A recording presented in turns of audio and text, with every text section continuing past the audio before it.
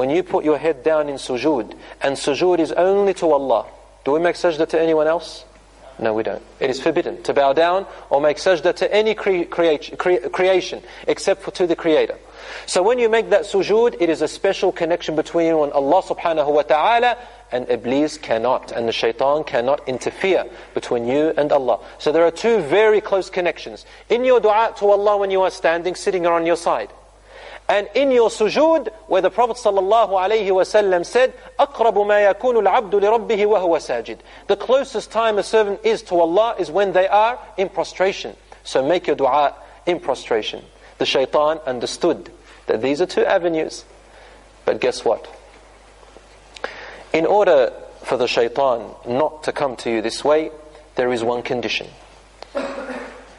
He said, وَعِزَّتِكَ وَجَلَالِكَ لَأُغْوِيَنَّهُمْ أَجْمَعِينَ. I shall deter them all and lead them astray, except one type of servants.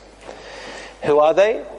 إِلَّا عِبَادَكَ مِنْهُمُ الْمُخْلَصِينَ. Except your servants, not all of them, among them, who are sincere. Who are sincere. The ones who, when no one is looking, they worship Allah still very well. The ones who, when no one is around them, they still abandon the haram. They are not the ones who only in front of people they act religious.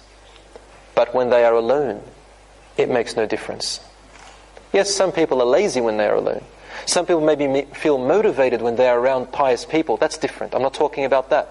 I'm talking about the fact that these people in front of others, they put on a show. And when they are alone, they don't care whatsoever.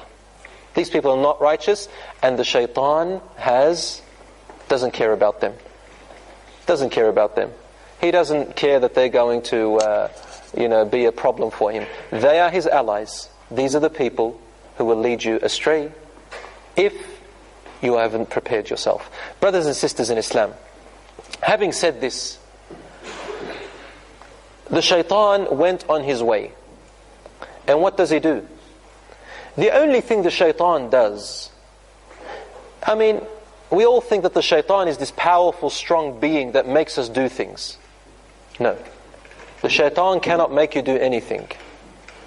So when he is trapped or chained up in Ramadan, why do you get whispers? Why do people get temptations? There is only one thing left. It is our desires. The nafs. As the woman of the Aziz in Surah Yusuf, who seduced Yusuf alayhi salam, when it was revealed that she was the guilty one, she said, وَمَا أُبَرِّئُ نَفْسِي. I do not say that my nafs is innocent. إِنَّ النَّفْسَ لَأَمَّارَةٌ بِالسُّوءِ إِلَّا مَا رَحِمَ رَبِّي. The nafs truly likes to command you naturally to do bad things all the time, except whom Allah has given mercy. So my brothers and sisters in Islam, in Ramadan, the shaitan is chained up, but our desires are left. Out of the mercy of Allah subhanahu wa ta'ala, He helps us by taking the shaitan's whispers away. And we do feel it. The whispers are much less during Ramadan. But when our desires are high, we get these human whispers. So Allah subhanahu wa ta'ala helps us to nurture our nafs. When we don't eat and drink, our energy levels go down. When your energy levels are down, you don't feel like going out too much. You don't feel like being too active too much. If a haram thought comes to your mind, and possibly you do feel it. I teach students who are youth, 15 years old, 14 years old, 16 years old. They say, but I still feel like doing haram and being active in Ramadan. I say to them, but it's not exactly the same as when you are full of energy. When you're very hungry, it's different. You may feel like you want to do something haram, but your energy levels stop you at a certain point. You get tired of it. Because when the energy levels are down, then the level of desires is also down. My brothers and sisters in Islam, Allah says about this nafs, He says, وَنَفْسٍ وَمَا سَوَّاهَا فَأَلْهَمَهَا فُجُورَهَا وَتَقْوَاهَا قَدْ أَفْلَحَ مَنْ زَكَّاهَا وَقَدْ خَابَ مَنْ دَسَّاهَا This nafs and the way Allah fashioned it. He gave it the tendency to do evil, and He gave it the tendency to have piety. Whoever purifies this nafs has succeeded, and whoever obeys this nafs has lost and failed. If you leave a person alone without food or water, they can become cannibals. Even though right now, if I asked anyone over here, would you eat your friend? You would say, no, I won't eat my friend. I wouldn't even dream of it. What do you mean cannibals? That's disgusting. You know, some people, when they come to eat food, there's certain food they can't eat. They can't digest. Some people don't like tomato. Some people don't like onions. Some people don't like asparagus, or whatever you want. Right? Some kids, they get home from school. Mum's cooked, I'll say it in Lebanese, lobia again. Child says, lobia? The other day you made malfouf. Lobia every day, why don't you make malfouf today? And they start losing it at their mother. The husband comes back from work. Why isn't the food ready yet? No desserts? Where's the qahwa? This person is trained to overcome this desire during Ramadan. But if you left this person alone without food or water, they will eat the asparagus, they will eat the onions, they will eat the lubia again, they will eat that malfouf, they will eat their friend. Yes, they will. In fact, they will murder, they will pillage, they will steal, they will even cheat and betray their own family members.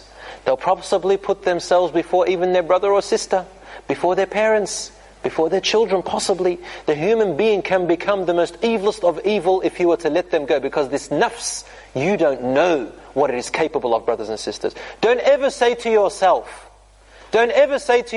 I'm strong, I can bear it. I can be alone with another girl in the room, alone, for hours on end, and I will be the most pious of pious. Don't fool yourself. Don't fool yourself. Don't be silly. Don't be silly.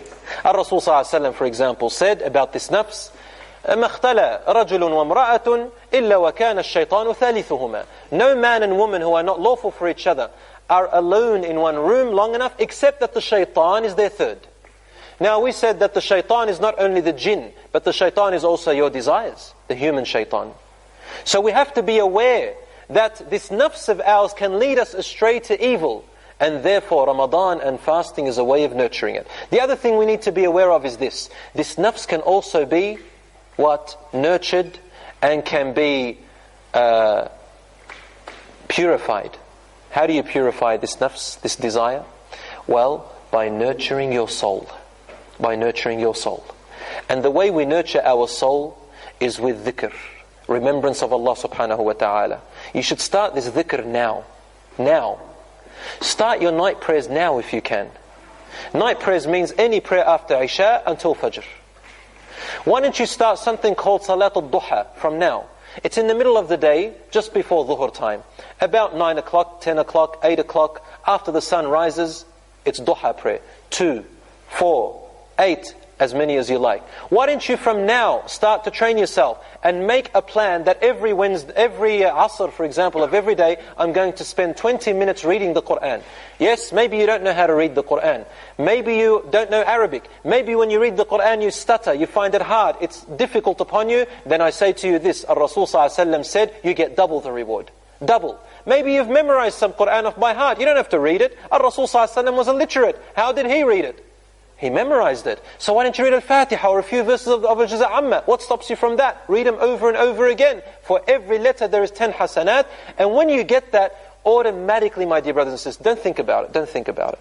Automatically your soul becomes nourished and you will feel a strength of spirituality that you haven't felt before.